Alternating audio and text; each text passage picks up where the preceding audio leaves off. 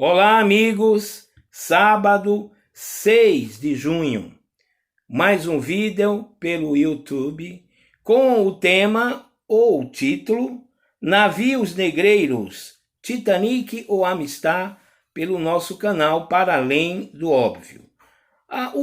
O ouvinte, aquele que acompanha a nossa live no Instagram, vídeos pelo YouTube, no nosso canal, deve estar indagando, mas o que tem a ver navios negreiros com Amistad, né? Tudo bem, mas Titanic?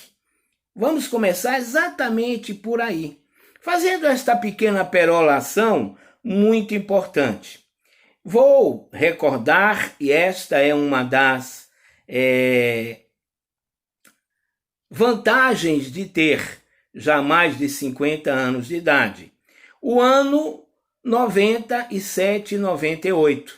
Salvador, cinema, particularmente janeiro de 1998. Né? Filme Titanic, que alguns chamavam de Titanic. Filas homéricas, não consegui assistir neste cinema que fui. Dirigi-me para outro cinema, filas, né? Filomérica, deixei para uma outra semana, e assim, sucessivamente, fui adiando até que consegui assistir, né, ao filme Titanic. Muito bem. Entre pipocas, né, iós, moçoilhas e, né, rapazes derramavam lágrimas, inclusive a minha querida mãe do lado esquerdo, né, e a minha querida irmã, que espero não ficar chateada, né, também do meu lado direito. Estava acompanhado das duas pérolas, né, muito preciosas em minha vida. E, enfim, choravam que era um horror. E o cinema com pipocas espalhadas, né? E depois de 3 horas e 30 minutos, eu fiquei atônito, perplexo, né? Aquele choro coletivo, se bem que é verdade, comedido. Um choro geral, porém comedido. Bom, não demorou muito, eu assisti Amistad, né? Olá, Amistad. Uma temática fundamental, um filme muito importante, tocando na questão, né, do tráfico negreiro. Muito bem, né? No cinema, mas nenhuma lágrima, a não ser uma furtiva. Um telespectador ou outro, né, a derramar uma sorrateira, né, e demorada em vir a lume aquela lágrima. E hoje, ou melhor dizendo, ontem, fazendo uma reflexão sobre qual tema deveria, né, trazer para o nosso trabalho de hoje, lembrei-me desse filme Titanic, que esta semana, né, na televisão apareceu. Né? E lembrei-me também de Amistad, né, em função de todo esse momento que nós estamos vivendo a respeito das manifestações em relação às mortes, né, do George Floyd, né, e etc., que vamos discorrer. E na reflexão que iniciei, comecei exatamente a recordar, né, os bilhões arrecadados pelo filme Titanic. Um filme que arrecadou quase 20 vezes mais do que gastou para ser produzido. Um filme que levou mais ou menos 3 bilhões de pessoas, até onde os números são possíveis de serem verídicos, né? 3 bilhões de pessoas a determinadas salas, e enfim, e de lá para cá, diversas outras pessoas, até mesmo, né, eternizando este filme, né, que já decorre aí muito tempo. E o filme é muito simplório. né? Mas tem o DiCaprio com 20 e poucos anos, né? E nada mais, nada menos do que a Kate Winslet com 20 também poucos anos. É bem verdade que a personagem, ela tinha 17 anos na história, né?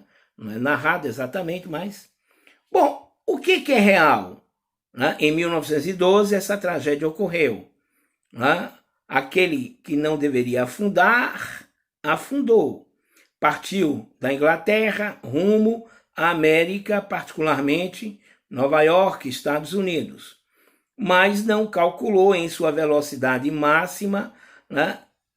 Navegando em águas perigosas em função de iceberg, né? Esse transatlântico acabou roçando, né? Em um iceberg, abrindo uma ferida, né? No seu casco, metaforicamente, né? E 3, 4 horas depois ele submergia a 3, 4 quilômetros mais ou menos, né? Onde hoje está, né? Debaixo do mar. Muito bem, o Lame está, né? Conta a história de um navio, né? Que foi apreendido pela Marinha Americana, né? E as pessoas que estavam dentro desse navio, né? Escravos, foram levados, né? Para a prisão nos Estados Unidos. A história do navio Lame Star é também uma história real. Ocorreu em 1839, antes, né, de 1912, antes do naufrágio do Titanic. Esse filme, ele narra todo o sofrimento daqueles que foram transformados em escravo a partir da África, uma tribo, e o personagem principal, cujo nome é o Cinque, e essa tribo vivendo em harmonia dentro do contexto, né, de família na África, ela foi sequestrada, né, colocada em navio levado para Cuba e lá distribuído nesse navio, Lame Star, para ser vendido em partes, ou Brasil, ou América do Norte, né? O norte da América, Estados Unidos. Como bem conhecemos esse chamado roteiro atlântico do tráfico negreiro. Muito bem. Né? O filme, eu não vou fazer muitas considerações, porque senão vou cometer o famoso spoiler, né? Vou adiantar para vocês e não gostaria de fazer. E sim, aqueles que não assistiram ao filme, assistam, vale a pena. Mas, diante destes dois panoramas históricos reais, pude fazer reflexões a respeito do nosso momento, do momento que estamos vivendo, né? Onde a fogueira, né? As labaredas do preconceito, né? E os homicídios praticados pelos supremacistas ou supremacistas de todo o mundo, né? Vem à baila. E, naturalmente, o mês de maio, que para nós no Brasil, né, é um mês tão auspicioso em relação àquilo que a gente discute, a lei, né, a luta, né, de Zumbi dos Palmares, envolvendo tantos outros, consciência negra, todo esse contexto, o mês de maio nos oferece. Né? Mas é justamente aí no mês de maio que nós vamos ter mortes muito significativas, como todas as mortes, mas essas porque foram mortes, né, cujo resultado arrebataram pessoas as quais, né, não deveriam, né, e ninguém deve morrer dentro do contexto. Vou começar falando sobre um garoto de 14 anos de idade, né, João Pedro, assassinado na casa do seu tio, né, com um tiro, depois de vários tiros acontecerem, numa tortuosa, né, ao mesmo tempo muito translocada ação envolvendo a Polícia Civil, a Polícia Federal no Rio de Janeiro, no combate ao narcotráfico. Bom, enfim, o fato é que o garoto João Pedro foi vitimado. Baleado nas costas, o policial que o fez né, mostrou, né, toda a sua falta de habilidade. Possivelmente, não devemos conduzir a questão, né, a uma intenção. Ninguém bota uma farda, eu acredito, né, e sai para matar um garoto de 14 anos de idade. Mas há uma leitura subliminar, uma leitura mais profunda e crítica que devemos fazer. Exatamente porque ele invadiu a casa, né, ele adentrou a esta residência, né, foi até o quintal onde o garoto brincava e disparou, né, um tiro sem indagar, sem fazer profundas pesquisas, ou, enfim, mesmo que o critério fosse de urgência na ação, mas com certeza, né, estivesse este policial, a ação acontecesse em um lugar, né, onde só brancos existissem, a classe média, média alta, né, a nossa elite, os cuidados seriam multiplicados por 1000. Né? Então tivemos essa morte, né, e o clamor social que nos arrebate nesse momento. Não demorou muito, no dia 25, nos Estados Unidos, foi a vez do George Floyd. Né? Aquela perversa cena de um policial ajoelhando, não para orar, mas para matar. Geralmente a oração, né, as pessoas atribuem ajoelhar-se a um pedido para os céus, né, uma postura humílima, mas não é o que nós vimos. Né, sem considerações a favor ou contra, né, mas não foi isso. Ele asfixiou, né, o Floyd até a morte, 9, 10 minutos, e aí tem aí todo vídeos, etc. Bom, então temos a morte do João Pedro, dia 18, a morte do Floyd, 25 de maio, né, e para fechar a conta, nós temos a morte de um garoto agora, dia 2 de junho, essa semana, né, o Miguel Otávio, 5 anos de idade. As vítimas, né, 14 anos, 5 anos o Miguel. Ou seja, o Miguel morreu em um edifício, né, da zona sul de Recife. A patroa, né, a sua mãe era empregada doméstica, trabalhando numa residência há muito tempo.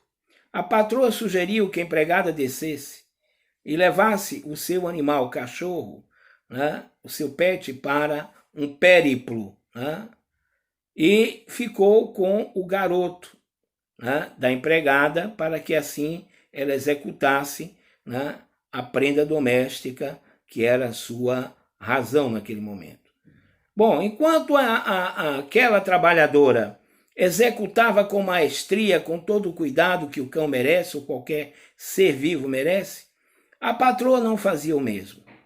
Negligenciou, deixou a criança, né, sozinha no elevador. Essa criança, você já sabe em detalhes, vai ao 9º andar e de lá escala, né, para tentar chegar à mãe na criação fantasmagórica de uma criança, né, a altura, tudo isso. As perspectivas são outras e o desfecho é a sua morte. Muito bem. Né? E as cenas que nós estamos vendo na França, Holanda, né, no Brasil também, no mundo inteiro, de certa maneira, né, são cenas repetidas que na década de 60 existiram porque foram assassinados Malcolm X, né, o Martin Luther King Jr. e outros tantos ativistas. A Rosa Parks, na década de 50, presa, exatamente porque não procedia da forma, né, como a lei segregacionista o mandava. Né? E aí nós tivemos todas essas situações, estamos vivendo, né, essas situações na semana. E as nossas considerações continuam. Por quê?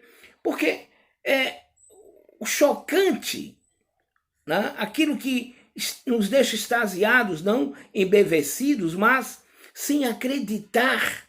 Né? E é por isso que eu coloquei Amistad, né, respondendo, porque realmente é um navio negreiro. Né? Ao assistir o filme vocês percebem isso. Né? Todas as características, negros colocados nos porões, né? Mortos de uma forma, né, atroz, os que chegam vivos, né, vão ser aprisionados nos Estados Unidos, serão julgados, né, mas antes várias sevícias, chicotes dentro do navio, enfim. Eles matam a tripulação, né, conseguem se livrar, vão a julgamento nos Estados Unidos, né, e aí tem todo um encadeamento que eu não gostaria, né, de avançar para não cometer o tal spoiler. Né? Vamos deixar, porque a questão que trago, né, diz respeito exatamente a Sérgio Camargo. Quem é Sérgio Camargo? Bom, presidente da Fundação Cultural, essa Fundação Cultural ligada à Secretaria de Cultura do Ministério ou do Governo Federal, ela tem no seu contexto a palavra zumbi. Ah, muito bem. O Sérgio Camargo, em uma reunião, deixou escapar toda a sua ira em relação ao movimento de consciência negra, né, ao movimento negro no geral e ao próprio zumbi. Para cada um ele adjetivou. Para o movimento negro ele chamou de escória maldita, né, que abriga vagabundos. Palavra, né, deste senhor chamado Sérgio Camargo.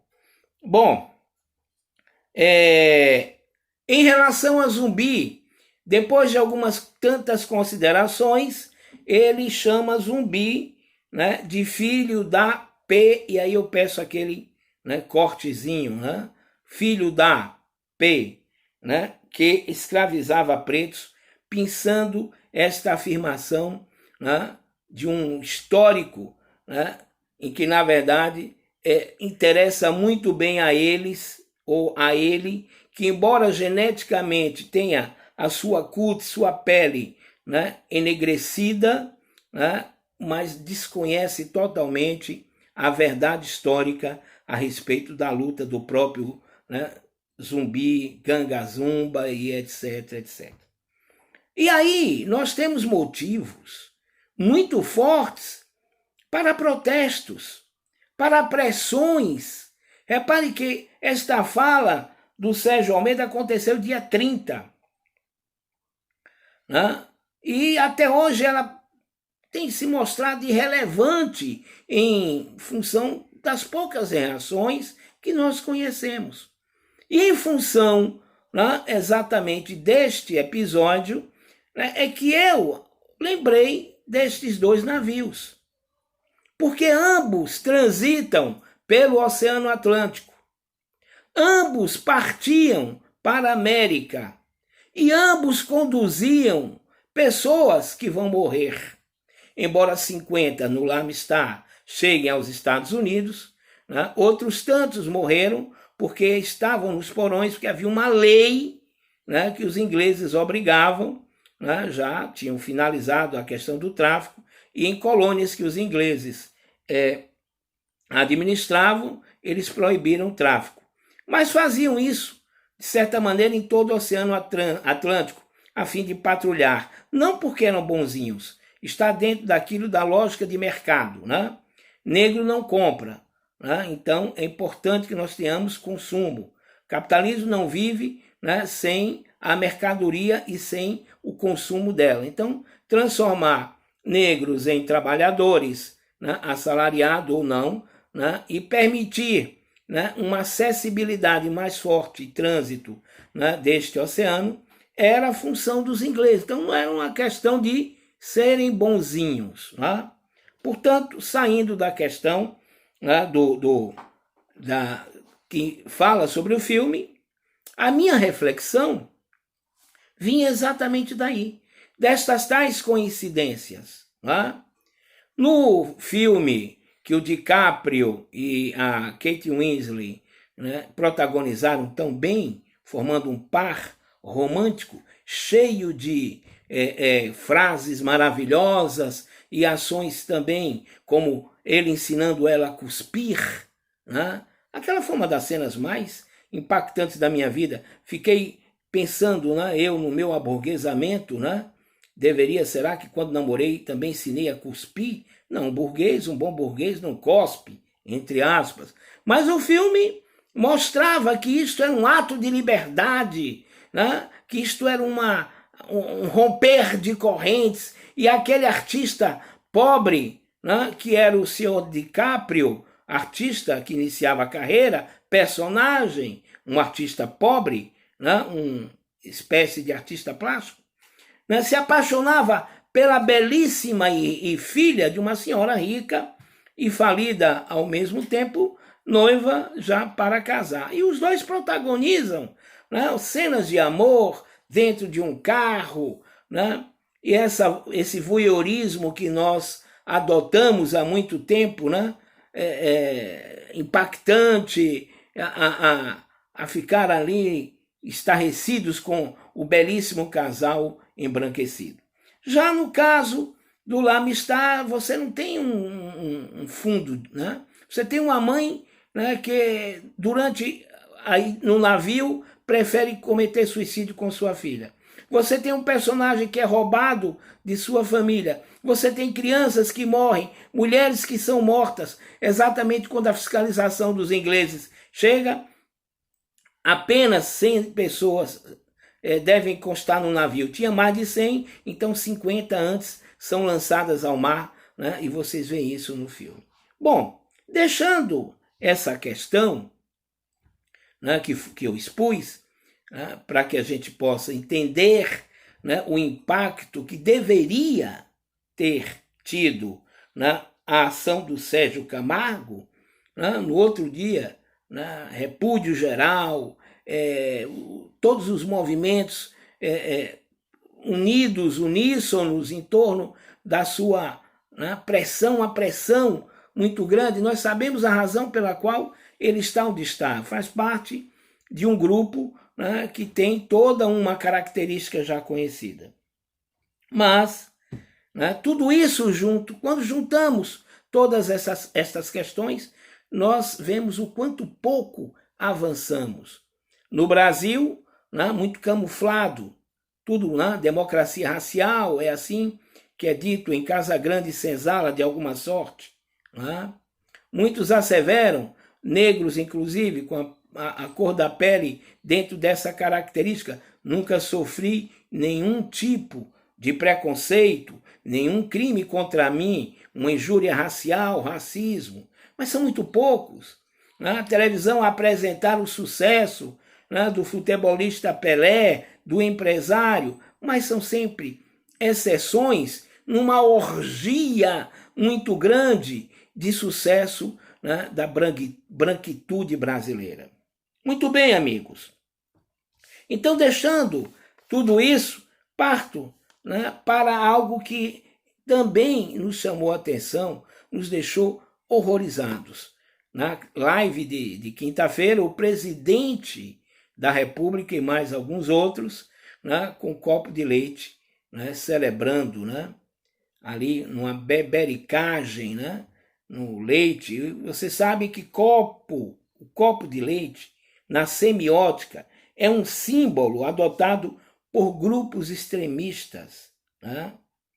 Ali o copo de leite ele é simbólico, né? É como se o presidente tivesse uma interpretação que eu aqui respaldo, né? Eu li artigos diversos em que na estrutura do artigo está exatamente esta afirmação semiótica, né, simbólica do copo de leite, como atestando, né, todas as ações que ocorreram, né, nos Estados Unidos a partir da polícia, né, reprovando naturalmente as manifestações, fazendo a menor, né, e, enfim, aqui e ali o próprio Olavo de Carvalho, que hoje é alguém, né, que tem uma certa importância em um mundo, né, no qual ele é desimportante no seu contexto de fala, a afirmar, é lamentável a morte do George Floyd, mas as violências, né, do mesmo jeito que a violência no Titanic,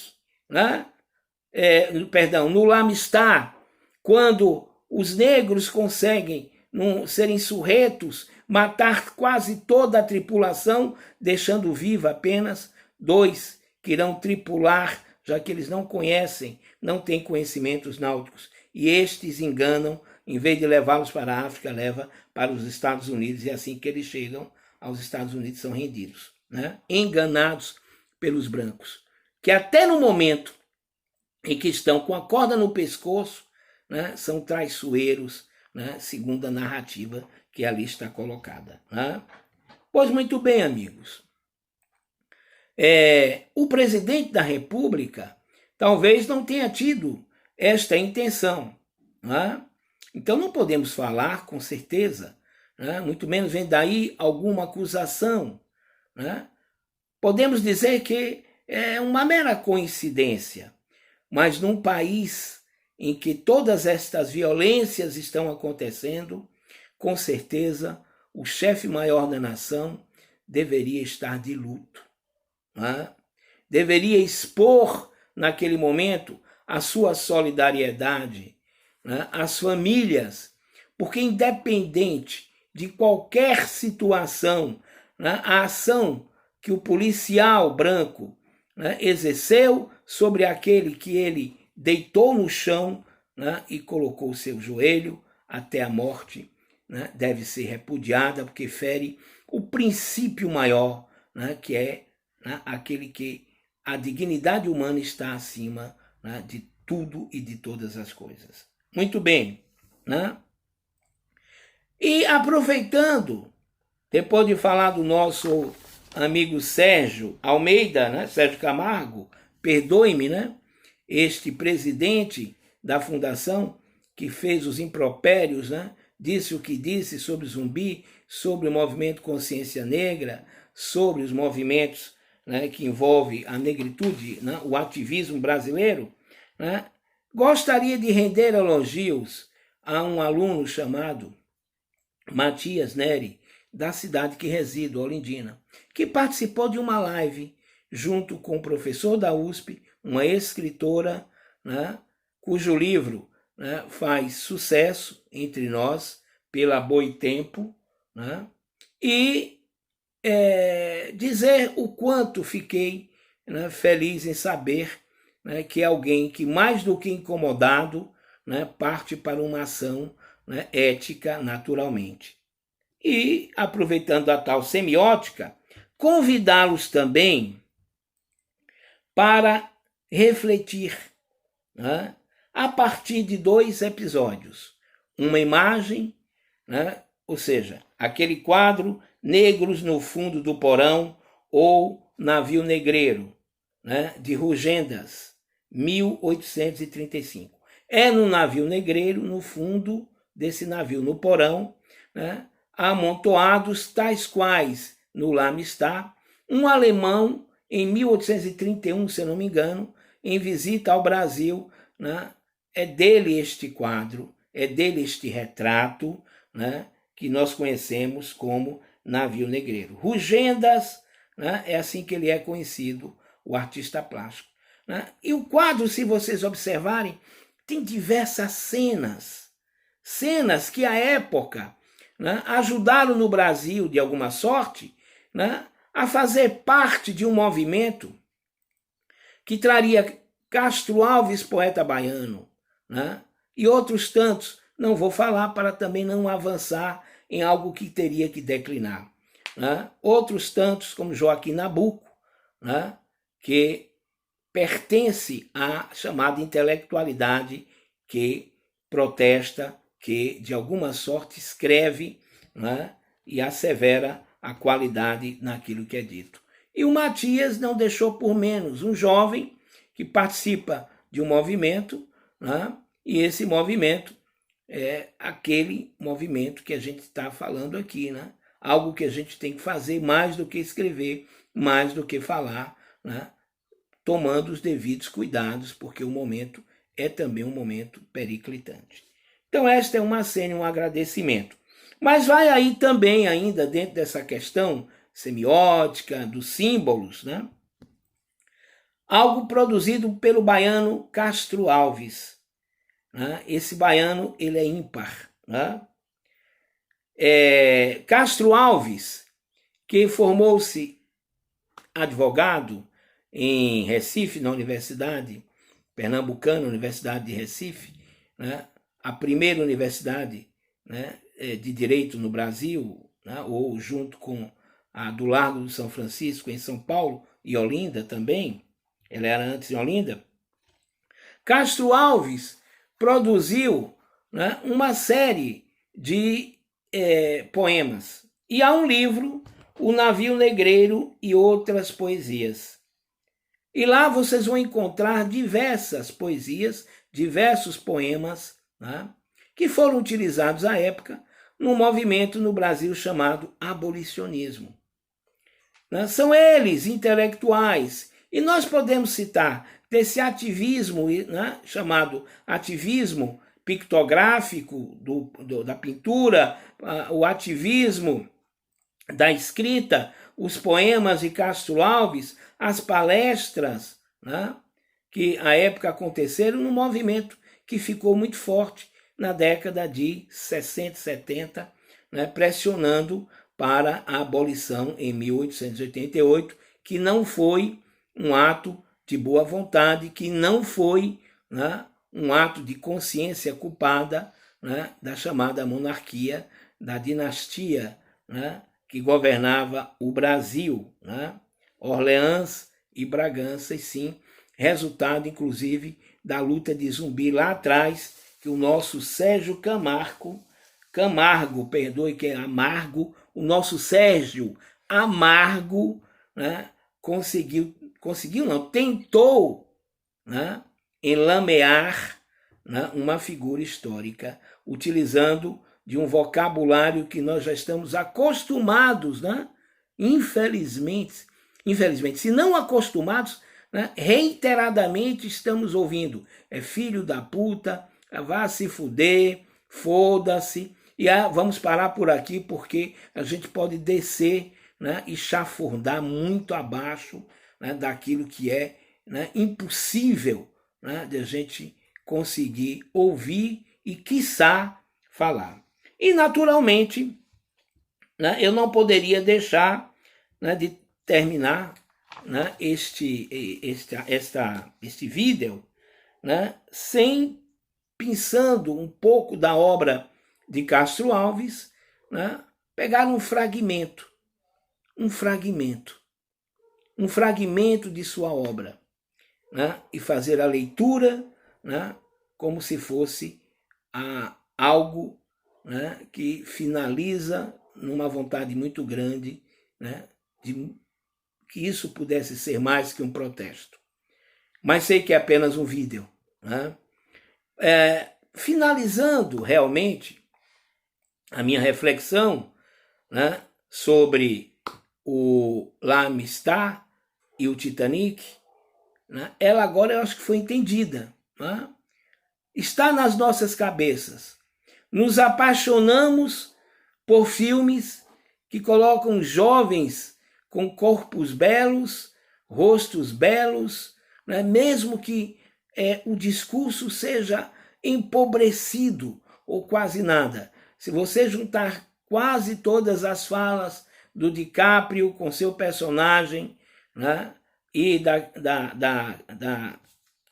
Kate Winslet, né, vocês não conseguirão ter sequer metade de uma página inteligente. Já no L'Amistad, nós temos nos tribunais, porque o filme tem uma parte em que o sexto presidente da República, né, que é o John Quincy Adams, que vai acabar, né, bebendo do abolicionismo, ele que não era um abolicionista declarado, fora presidente, filho daquele que foi um dos primeiros presidentes, John Adams, desta pátria, né, a pátria do George Floyd, né?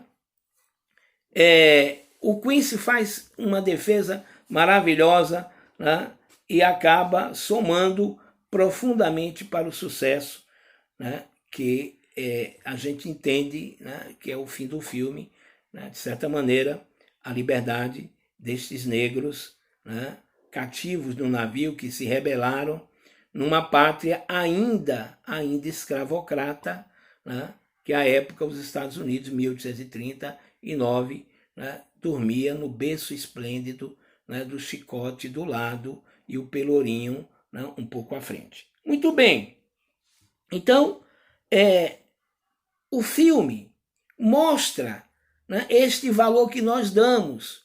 Né? Eu tenho certeza, se os personagens, né, que tem um nome, ele é Jack e ela é a Rose. Né? Rose. Né? E tem um trio, o noivo é o Cal. Né?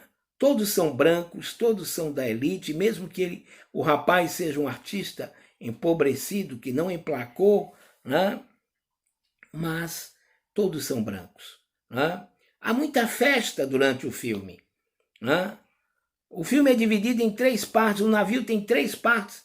Foi real, o Titanic foi criado, levou 3 anos, né, para ser produzido. O L'Amistad também demorou 3 anos para ser produzido.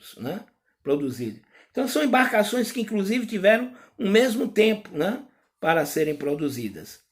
Mas o fundamental é que no L'Amistad você encontra sangue derramado, né, gritos, sofrimento, as imagens chocam, ao mesmo tempo transformam-nos, né, em seres, digamos, que odeiam, né, mas que também vencem esse ódio, né, porque um estágio negativo, né, e engatamos protestos ou aplaudimos os protestos, né, a favor, né, de tudo que a gente está vivendo, né, querendo que tudo isso acabe, que não existam mais mortes de menino de 5, de 14, tenha ele o nome de Miguel, né? Otávio seja filha, acho que de Mirdes, empregada doméstica. Tenha sido um garoto de 14 anos morando numa comunidade, né, que a gente chama de favelas no Brasil, né, não importa. O George Floyd, né, que foi questionada a sua vida, né, tratado como meliante, etc. Não importa. Dignidade humana são pessoas. Né? Todos somos vítimas. A coincidência entre elas, né, é a cor da pele. Né? E a carne mais barata é a carne negra, como diz a canção. Termino com o poema, né, um trecho do poema, um poema que está no livro de Castro Alves, O Navio Negreiro e outros poemas. O poema é bem grande, eu vou pegar um trecho muito pequenininho. E ri-se a orquestra ri, irônica, estridente. E da ronda fantástica a serpente faz todos espirais voltas. Se o velho arqueja, cai. Se o velho arqueja, se no chão resvala, ouvem-se gritos. O chicote estala. Castro Alves. Bom fim de semana, domingo, né, terminando, né, até o nosso próximo trabalho, a live na quarta-feira.